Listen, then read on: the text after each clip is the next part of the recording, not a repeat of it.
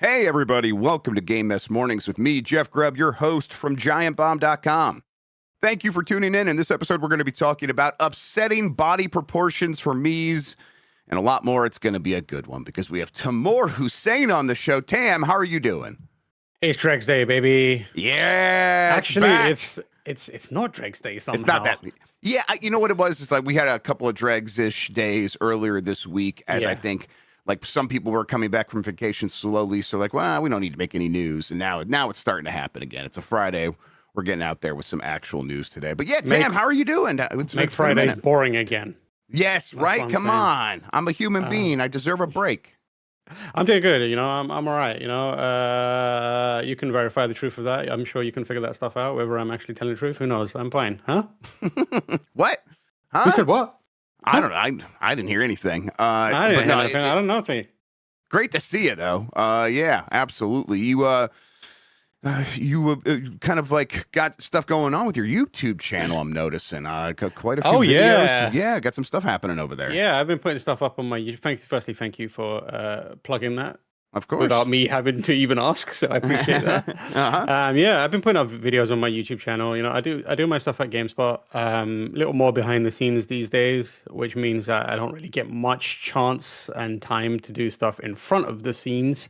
So I was like, you know what? I have time on my own. I can say what I want on my YouTube channel. I used to do this stuff. I used to do it before me and Lucy started the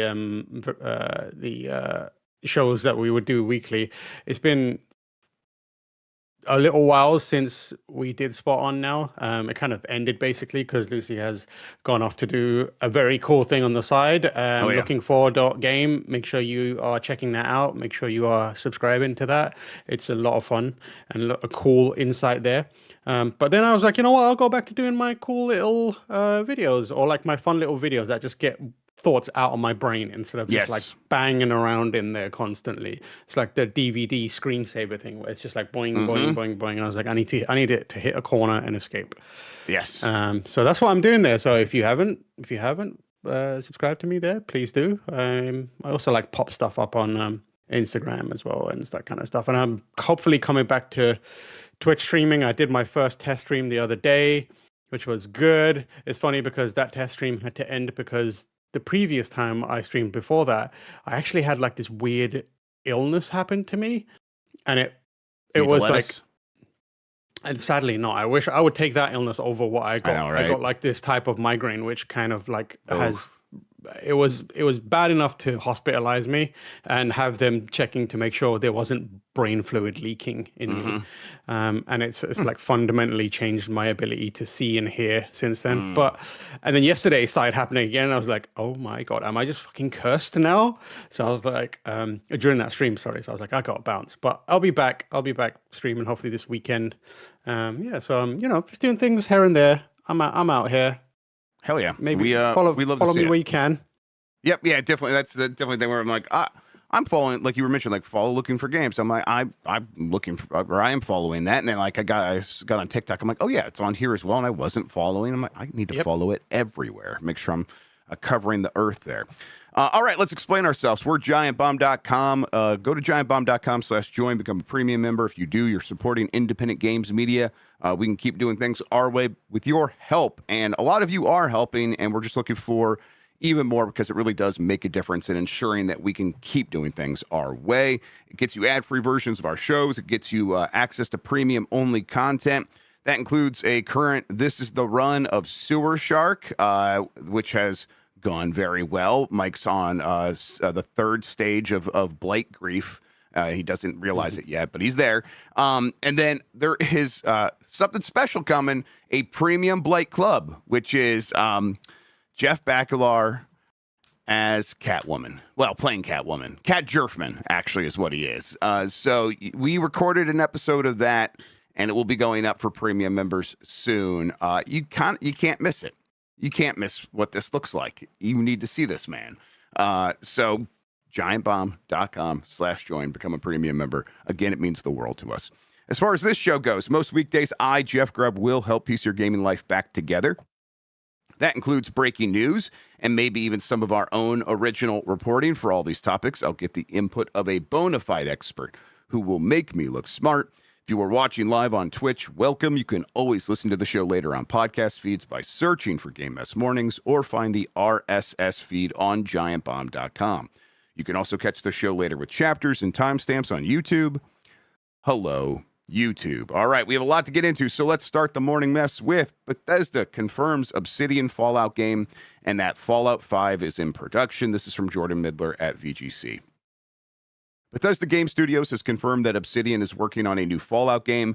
Fallout 5 is in pre-production, and that several Fallout remasters are coming. In a lengthy note published on Friday, the studio revealed what's planned for the future of its biggest games.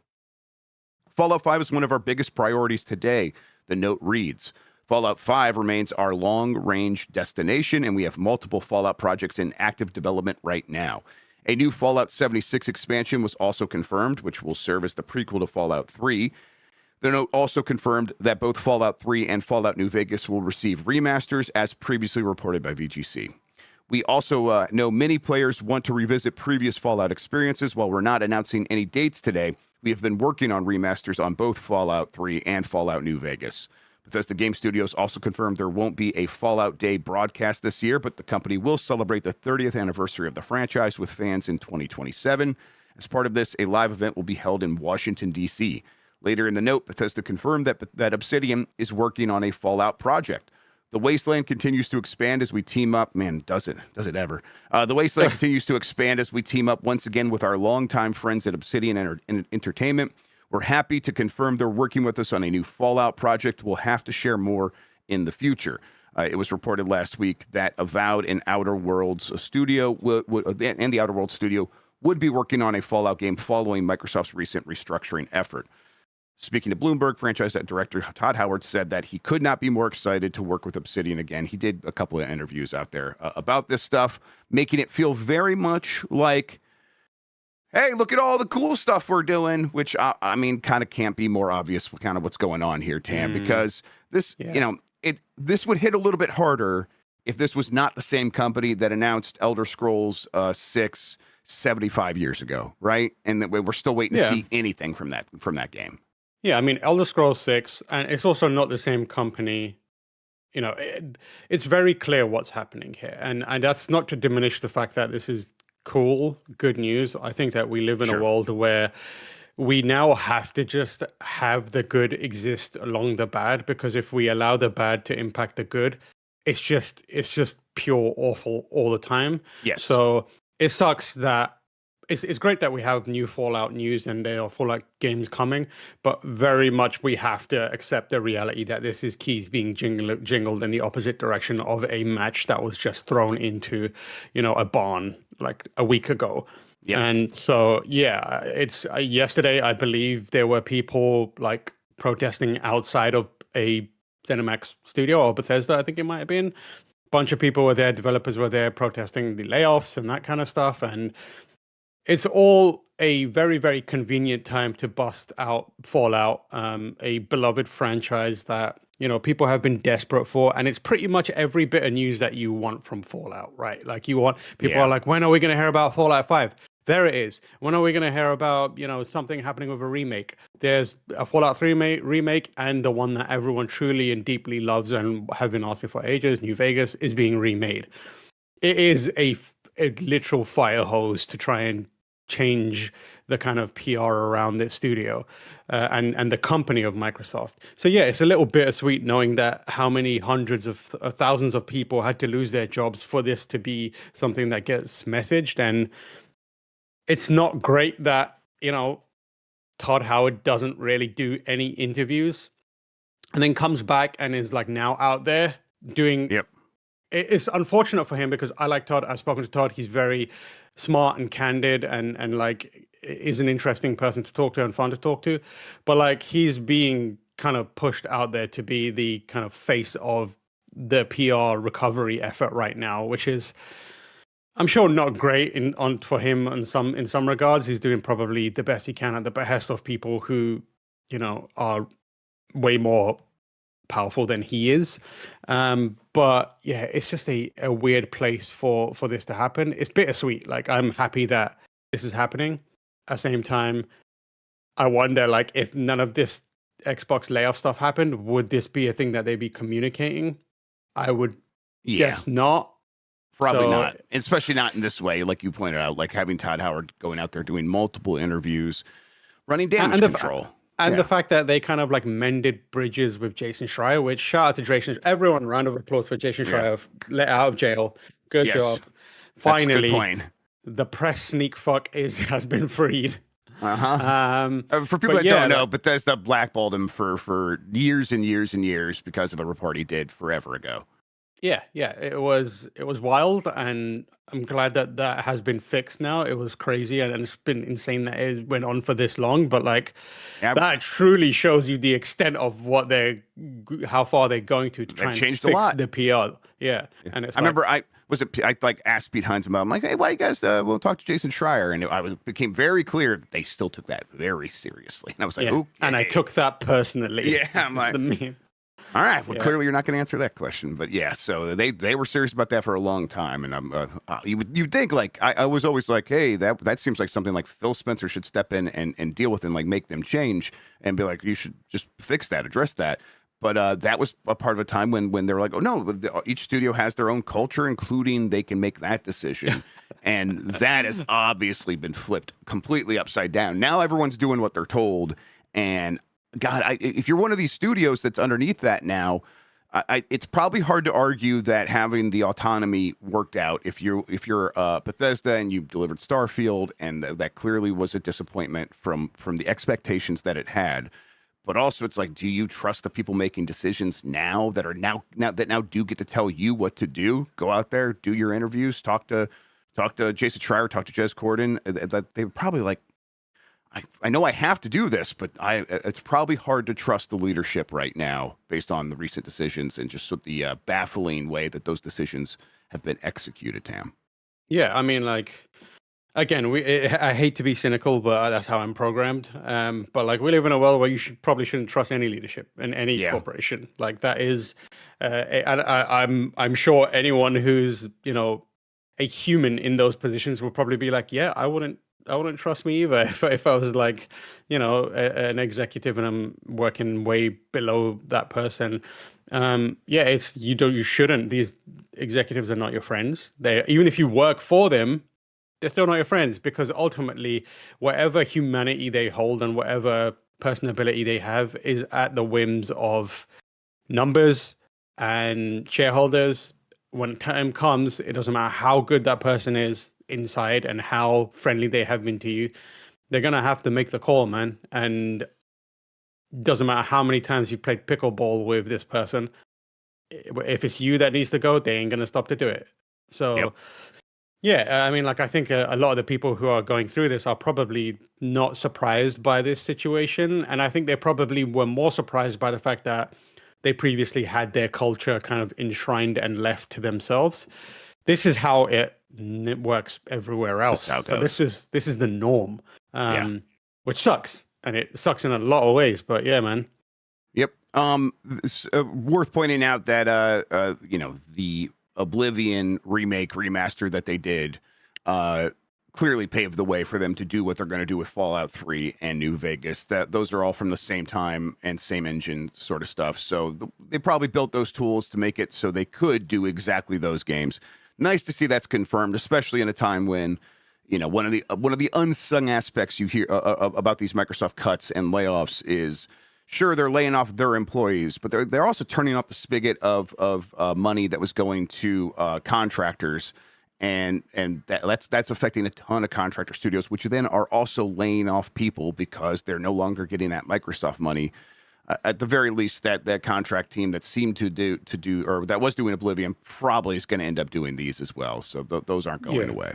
That's Arthur Geese on Blue Sky posted that the Fallout remake has been in development since the Oblivion remake. Yes. So it's probably further along than we imagine. That's the other thing where it's like, how far along are these things? Like, these feel like they are just.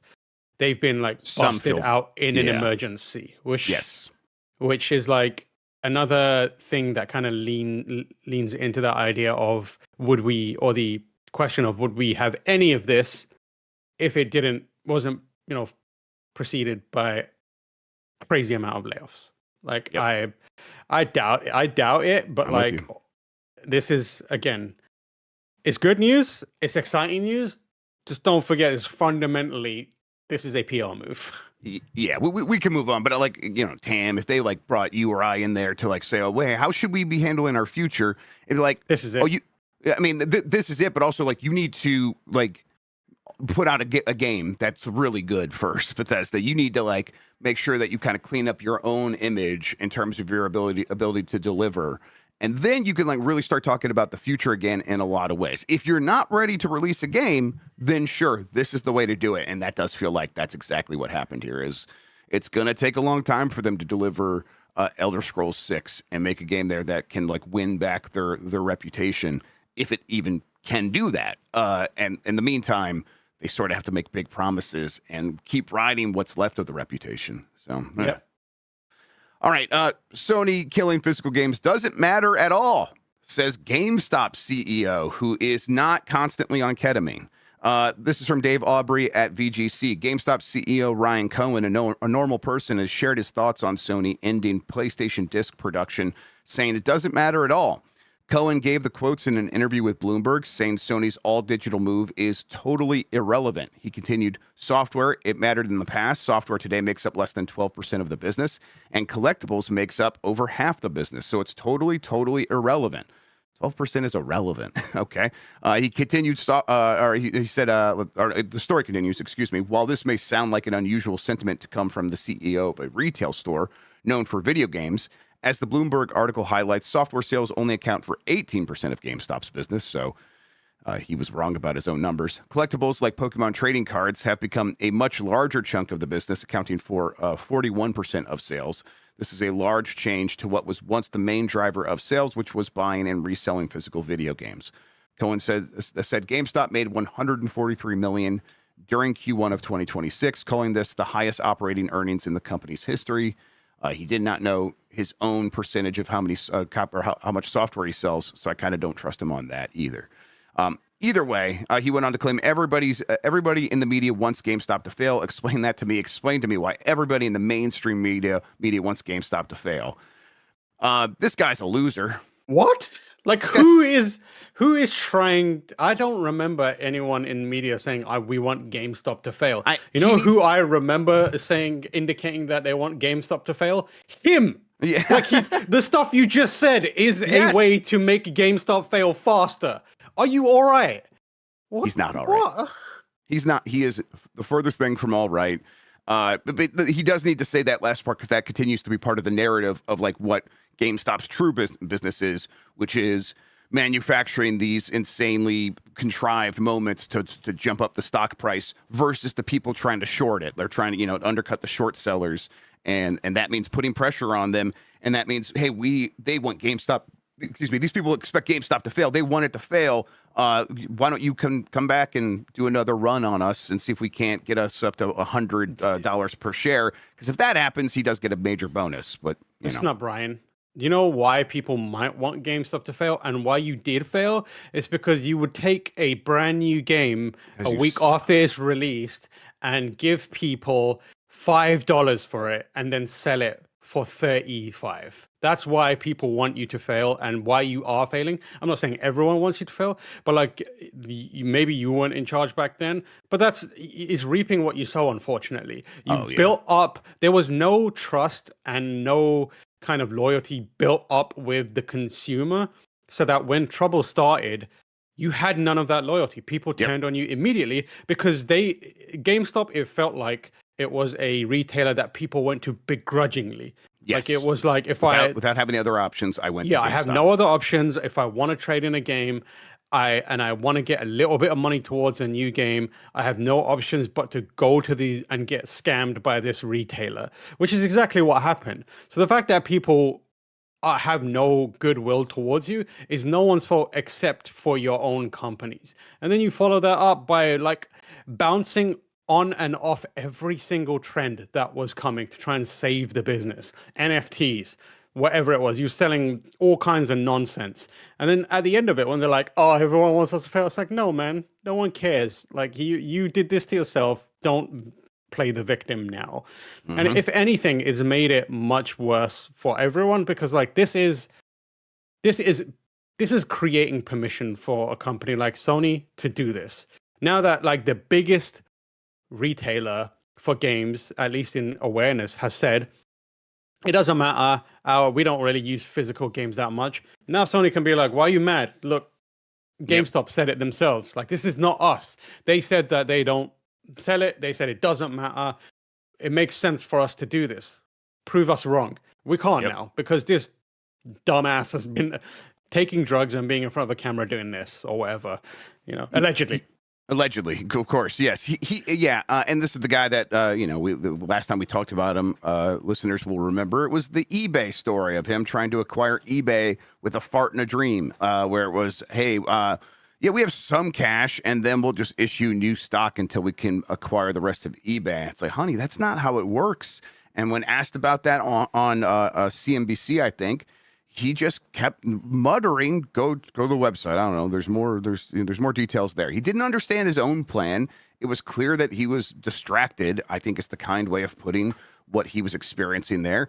And then this seems to continue that trend of him not really understanding his own business or trying to spin a tale to manufacture reality. And he's damaging the sort of movement that's happening around the effort to save physical games, because he thinks that the writing's on the wall, and he doesn't. That was never his future plan. His future plan was, I don't know, cryptocurrency or whatever. This is a pump and dump, like rug pull style. Like, this is a lot of these companies now just are places for people in the right positions to go make some money and get out, and that's pretty much what this looks like is happening. Like, I don't know how anyone continues to allow him to be the CEO of this company, given the numerous mess ups that he's had up until this point and the stuff that he is actively saying. Like, that's a company that doesn't care. Like, there's no desire to bounce back from this. So why should anyone else care? Exactly. Fuck GameStop. All right, we are going to go to a break. When we come back, plenty more headlines to get into. If you want to skip out on these messages, you can do so. Go to giantbomb.com/join, become a premium member. If you do, you can get ad-free versions of the show there. We will be right back. It's Game Mess Mornings. I'm Jeff Grubb. That's Tamoor Hussain. We are getting right back into it. Irate PlayStation fans want you to buy games anywhere but PS5. This is from Sammy Barker at Push Square. Irate PlayStation fans are now encouraging their followers to buy great third-party and indie games elsewhere as the fallout from Sony's decision to stop manufacturing physical discs rumbles on. As we reported recently, every time the Japanese giant promotes a game on its social media accounts, it's attracting an onslaught of anger from frustrated fans, and I can't help but wonder how the devs feel about it. We talked about this yesterday. There's that game Tito that got a PlayStation YouTube channel trailer promotion, got up on there, and all of the comments are about, hey, stop killing discs, we want discs. And that stuff is spreading to like every social media post. PlayStation posted about Densha Attack earlier this week. When it did so, everyone was just saying, hey, stop killing games, or stop killing physical games, and also maybe do not play this on PS5. And it's worth noting, Tam, that like I continue to think this is a pretty good tactic for people who care about this, because a company like, the studio that did Densha Attack, this PlayStation post, if they didn't pay for it, it definitely was presented to them as something that had monetary value. It's supposed to deliver something that has value. And instead, what it seems to be delivering is a bunch of angry people to the doorstep of all of these studios that have nothing to do with this decision. And it just keeps feeling like someone's going to go back in these conversations and say, hey, my rep at Sony, what's going on here? Why do we keep getting heat for this thing? Can you explain that? And what does that mean for our next deal? What does that mean for the money that I already spent here, or that you promised the value I was getting out of this deal was? I hope this kind of keeps happening to a certain extent. Now, of course, telling people not to buy a game is going to hurt some of these games, but I don't know. I think most people will find a way to play Densha Attack one way or another. And even if it is on PS5, that's almost not the point. Like, I don't think people actually super need to follow through with not buying a game on PlayStation. they need to keep just the noise up and creating annoyances for people who are dealing with Sony, so Sony can't escape it. What do you think? Yeah, it's a PR problem that is kind of spiraling out of control, and I think as if it is sustained by whoever is doing this into other games, like it carries through and builds momentum from one game to the other, eventually I think there's going to be like a lot of these developers, like you said, and or publishers who have partnership deals who are going to be like, what, why is this happening, man? Like you can't be, you have to do something about this, because PR for them, they don't want to be tarnished with this kind of stuff that, like you said, it's not their decision. They had nothing to do with it, but now they are visibly, from an aesthetical and also like how people would see it, they are the ones who are suffering because of it. Whether it actually translates, who knows? I mean, like, as you said, people can buy. Were people going to buy this physically? Probably not. Anyway, so even still, knowing that most people weren't going to buy it physically anyway, the fact that you go there and you can see, do not play this on PS5, it's still disheartening for a lot of people. And eventually, I think it's going to reach a kind of critical mass of something needs to be done. And either Sony will stick to their guns and just be like, it's a small group of people, don't worry about it, or they'll have to do something to change it. I do wonder whether they can reverse on the decision. Yeah. I don't know if it's possible. I don't know how you approach it, but I don't know. Maybe it gets so bad that they're like, hey guys, we're making Bloodborne 2. They're like, From's like, hey man, this is your fucking problem. Yeah. Yeah, I mean, I think you're right. Like, what is it? Like, let's say they do reverse it. What does that even look like? And the reality is, it's probably not great either. This does require a lot of effort to manufacture not just discs, but disc optical drives. And I do think like there is a solution that can keep this going longer term than PlayStation just being like, I guess we will go for the next generation and let it naturally peter out. And maybe that does involve letting a third party step in and treat it like a more boutique business, similar to how physical media works in just about every other medium at this point. And I do think that's still possible and on the table.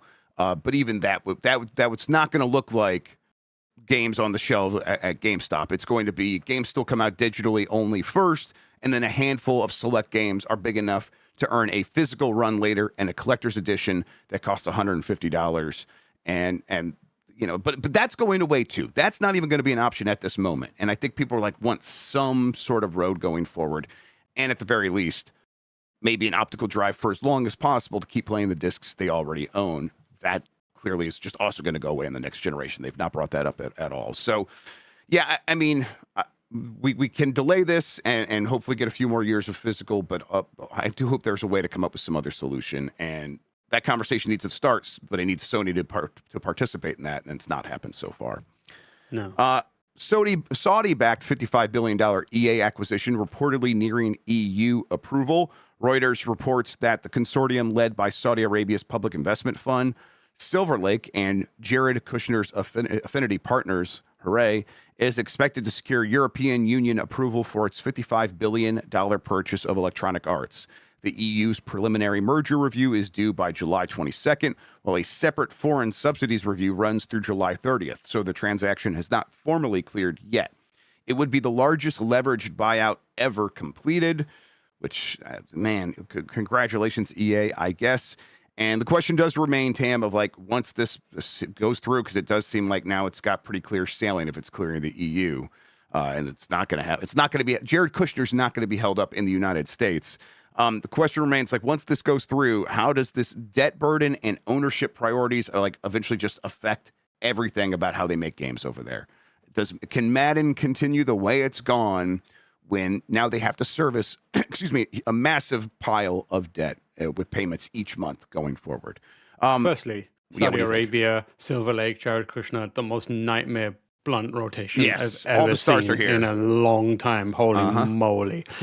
I mean, yeah, it'd be naive not to think about what could change. I don't know if I think there'll be any meaningful changes to the way games are presented to us. So No. like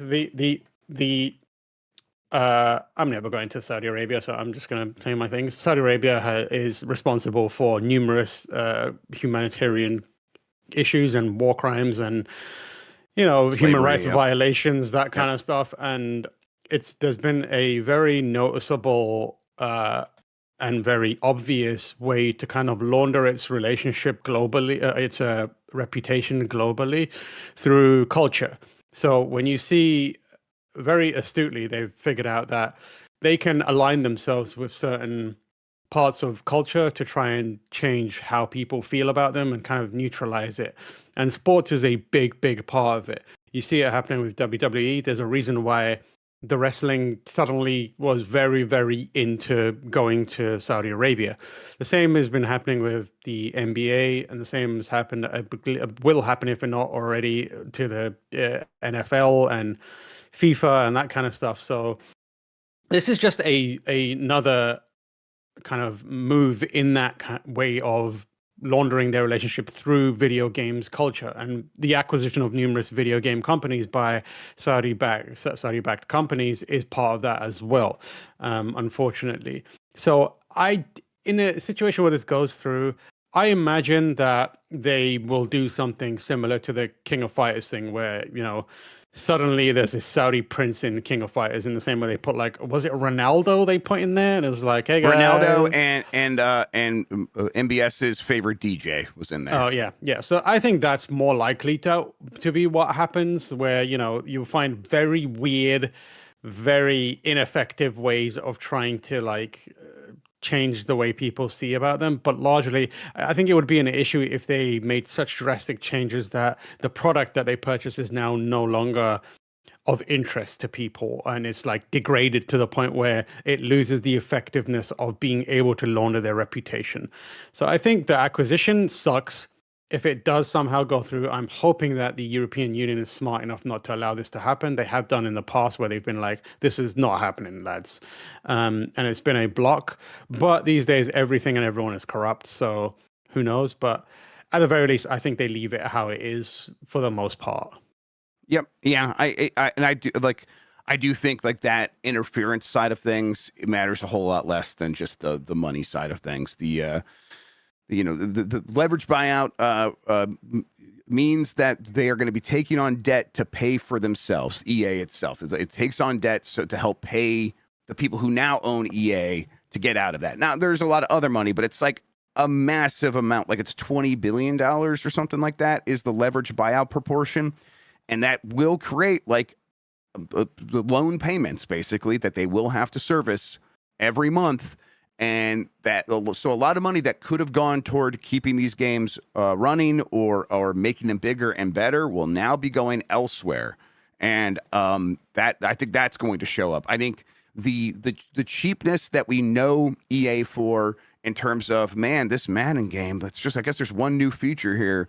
That is going to be more obvious than ever, and not just in Madden and what was once FIFA, now EA Sports Football Club. That's going to be obvious in all their games. I think they're going to spread that out. Yeah, please. I just thought of it, and it's both the funniest and most horrifying thing I've ever thought. You're going to be playing Mass Effect 5, and suddenly you're going to have a Saudi crown prince in your fucking party, just hanging out. Like, it'll be even worse than that. It'll be Mass Effect 5. You'll have the Saudi crown prince, but he will be the one like 5-star card they give you for Mass Effect's ultimate team mode that they will shove into that game. That'll be how that works. So, he's going to be like the craziest BioX user to ever have existed, and it's going to be the funniest shit ever. It's going to be wild. Speaking of EA, NHL 27 brings back a fan favorite mode not seen in years, but it's not what it seems. This comes from Eddie McHugh at GameSpot. EA Sports has officially announced NHL 27 with 20-year-old Macklin Celebrini gracing the cover. The new entry in the Pro Ice Hockey Series includes all the stuff fans would expect, including better graphics, rebuilt playbooks, and updated camera work. But there were also a few reveals fans might not have seen coming. One of the marquee new additions to NHL 27 is Connected Franchise, a feature fans have requested for years. It hasn't been in an NHL game since 2013's NHL 14, People were initially excited about the mode coming back, but the hype didn't last for some after key details about the mode were uncovered. The NHL 27 website confirms that Connected Franchise only supports human-controlled teams, and a screenshot from the announcement trailer states, teams without human users cannot be controlled, traded with, or played against. Given that players will need to have 32 real human players in a league, this is upsetting some fans who are asking EA to add in AI teams, just like it used to have. There was also some confusion about if Connected Franchise would be limited to a single season, but that is not the case. Just one of those things where it's like, this is already how EA operates, where people ask for something and it gets delivered and it's half-assed or just not exactly what they wanted, or it's built in such a way to better serve dark patterns and money spend rather than anything else. And that's already really bad at EA. It's just going to get worse under this leverage buyout that they have happening. But yeah, their sports games are so disappointing already, and they control all of them for the most part. It's going to be more and more devastating going forward, just how grim that's going to look. Yep, it sucks. I don't know anything about NHL, so I don't have much to say other than I know Macklin Celebrini's dad, and when I say I know he exists because he's the head of sports medicine for the Golden State Warriors. And he is basically some sort of medical genius. Like, it is insane how he manages to fix players who have been going through long-standing issues, and make them better again. So, everyone wants... Whenever someone's being pitched to come to the Warriors, they're like, we have Rick Celebrini. He will keep you alive for years that you have you never thought you would be alive, and you will be healthy. So he's Macklin Celebrini also magical. Like, he is, man, he is very good at hockey. He pops up at some Warriors games every now and then with his dad, obviously.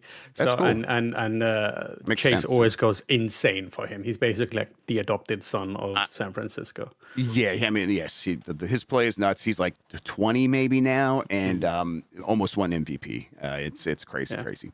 The only sports game I currently play is NBA Jam. Which one are you playing? I got that arcade 1-up machine ages cool. ago, and I finally set it up.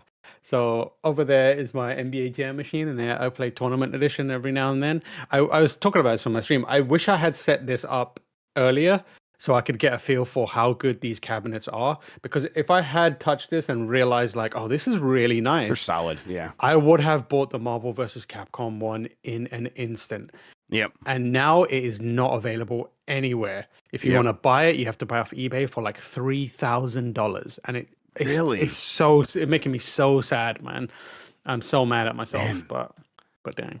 It felt like, you could see some of those cabinets at Walmart for $200 on sale or whatever. Yep. And I was wondering the secondhand market probably won't get crazy, but yeah, their arcade 1-up's not really doing stuff anymore. So now those cabinets are expensive. That's crazy. Yeah. All right. The live action God of War show is recasting Kratos after Ryan Hurst was injured on the set. This is from Dave Aubrey at VGC. The live-action God of War series is replacing its lead actor after an on-set injury took place last month. Ryan Hurst was announced to play Kratos in February, but he's now being recast after sustaining an on-set injury in June. TMZ originally reported last month that Hurst had sustained an on-set injury when he tore his bicep while filming a stunt and required surgery as a result. That is torn biceps, no joke. Send him over to Rick Celebrini.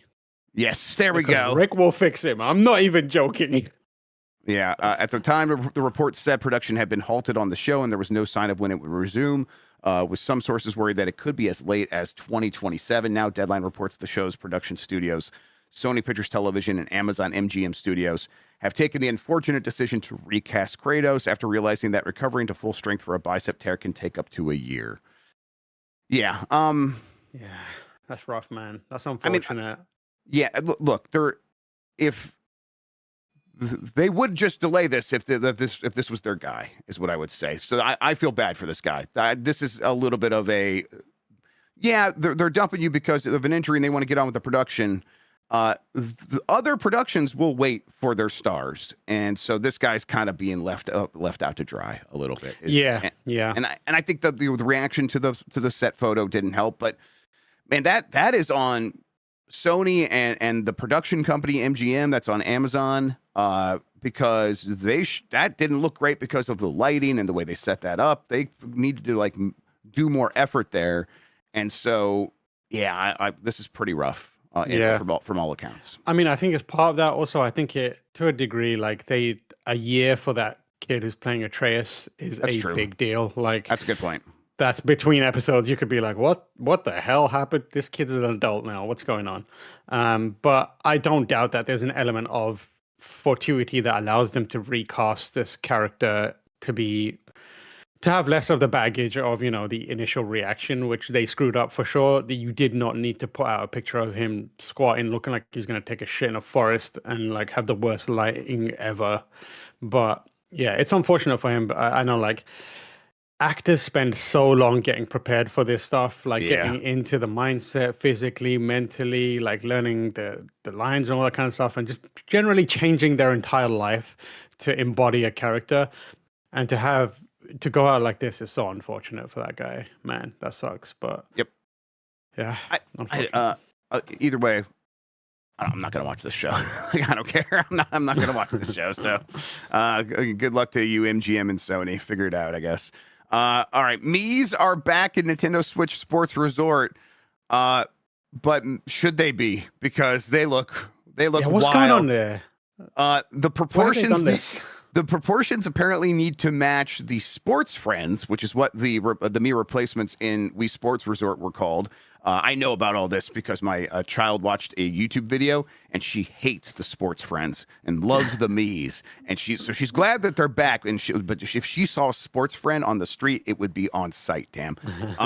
This is from Dave Aubrey at VGC. One of the biggest fan complaints for the release of Nintendo Switch Sports was the lack of playable Mii characters, and it seems Nintendo will be remedying this in the sequel. A photograph of a Japanese magazine appears to show an advertisement for Nintendo Switch Sports Resort.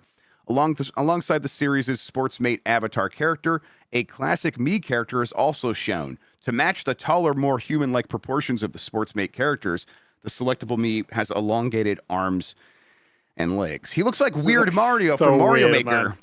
It looks so weird. It's rough. It's bad to look at. I don't like it. I wouldn't trust this guy. Yeah. But I don't know how you fix that. Like you can't. I don't know either. I don't know how you have to fundamentally change how that game is designed and played. Like to accommodate Miis. It's just funny. You know what they should have done? They should have just made it like it's like Mario Kart Double Dash, where you pick two Miis and then you have one Mii on the shoulder of another Mii, and you just animate that. Yeah, exactly. Just do that. Like make it stupid as hell. That to me, that's always the answer. Make it stupid as hell. I'm glad you said Miis in a trench coat, that fixes everything. Or just like put them on stilts or whatever. I don't know. It doesn't matter. All right. That does it for the headlines, but we do have a quick update for some stuff happening today. Fixed Force joins Game Pass. Fog Piercer joins PC Game Pass. And Outlaws plus a handful of missions remaster, that old LucasArts shooter, which we played on the site a little bit. It's really good. Launches worldwide for Switch 2 today. So another chance to check out that game.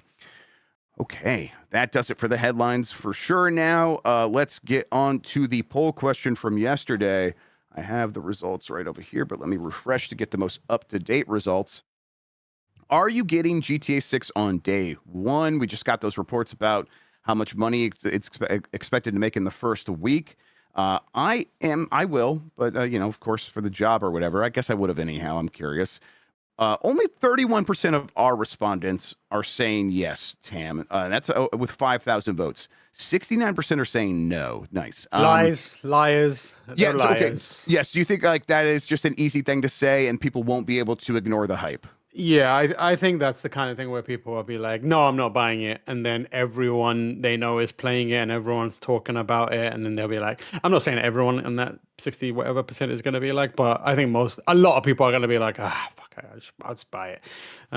But I know there's a bunch of people who are like, no, I'm good. I'll skip it. A lot of people will be like, I'm waiting for the PC version, which, I get that. Yeah, that's fine. But also, like, don't kid yourself. Like, if you voted for that, there's a high chance that you're buying it. Don't be crazy. Yeah, and like the reason it's like 31% is maybe even still a little bit high for this audience, where it's like we're happy to be like, we're cool. We don't need the cool, like the biggest thing in the world. We know about the real video games or whatever. But that number probably needs to be like even higher to match what these expectations are for this game of $5 billion in a week and 50 million copies in a week. Like that's also. We've seen impossible. little to no gameplay. We haven't seen so any. Yeah. The moment a few of those gameplay videos come out, I think that kind of ratio will change. Yep. I mean, that's gonna happen soon, but maybe not that soon. We'll see. All right, that does it for the poll question. No new poll question because it's Friday. We're gonna end the week with the Bomb 12. We'll get to that here in a second. Before we do, Tam, tell people where they can find you on the internet, what you have going on, all that good stuff. Check out GameSpot.com, but also, more importantly, go to my YouTube channel and subscribe there. Watch a couple of videos. I am posting there weekly. I am building up to try and get 2 videos out a week so I can be a little more reactive and have some fun times, in my own little corner of the world, build something up for myself. You can find me also on Instagram. If you don't use Instagram, just follow me anyway. I hate it, but like, there's a weird amount of power in having a high Instagram number that opens so many doors. That is really frustrating, and I wish I had just accepted it earlier and just been one of those people who's Instagramming. But I know, sadly, right? I didn't. I stayed out of it, but now I'm paying the price. Yep. I'm gonna have to start putting out some titty pics on Instagram or something. Gotta show it, dude. Yeah, but I would prefer not to. So if you can follow me there as well, that'd be great. All right, let's see. It's Giant Bomb. Thank you for watching, everybody. We got some more stuff happening today. That is UPF. We're going to be hanging out. Sean, what are we doing for UPF? I can't remember. Mecha Chameleon. Yes, Mecha Chameleon, everybody. Tune in for Mecha Chameleon. It's going to be a good time. You get to see just how bad I am at art and drawing. Oh, you got the Kitsune. I'm going to be using this weekend. Me and Sean had a nice little chat about it, and I'm so excited for this. Looks good. I got this the other day. I cannot wait. The Ryu edition of the Kitsune. I did buy. I had one, but the 8-bit dough Switch version went on a deep discount, and so I got that sitting over there. I want to get mine out as well. Nice. Okay, let's see. So yes, UPF Mecha Chameleon. Looking forward to that. Everybody can't wait to hang out. In the meantime, though, it's time to wrap things up with the Bomb 12. That's right, everybody. These are the 12 games that really matter to people who are really playing video games. That's you. Let's get into it with number 12, Lego Batman Legacy of the Dark Knight, still hanging in there. Number 11 is Rhythm Heaven Groove. Number 10 is Stellar Blade. Number 9 is Dizzy, the Ultimate Cartoon Adventure, somehow still making it on here. Number 8 is 007 First Light. Number 7 is Hades 2. Number 6 is Final Fantasy VII Rebirth. Number 5 is Gothic Remake. Number 4, Mina the Hollower. Number 3 is Star Fox. Number 2 is Assassin's Creed Black Flag Resync, doing very well. And number 1 is Dench Attack, which, hell yeah. Hell yeah. Also kind of started that game recently, Tam, and it's winning me over. It's like I had to rewire my Tony Hawk brain a little bit, but once I've done that, it's like, okay, there's more going on than the game lets on early. So really easy shortcut to make a game that people will probably be interested in. Imagine you're making a Dreamcast game. Yep. Do that, and people are going to be like, "Oh yeah, gaming is back, time. baby." It's Dreamcast's time again. Once again. Yeah. Seen here. Oh yeah, that is Crystal there in that picture, isn't it? Thanks for producing the show today. Yeah, thanks for producing the Sean show. Thank you Good job, everybody Sean. for watching and listening. Tam, thank you so much for hanging out with me and talk about video games, man. I really appreciate Maybe it. you'll see more of me in the future. Who knows? Hell yeah, let's make it happen. It made my Friday. Once again, thank you everybody for watching. Thank you for listening. You're the best audience in gaming. Show that love everywhere. We'll be back next time. Take it easy. Take care of yourself, and goodbye.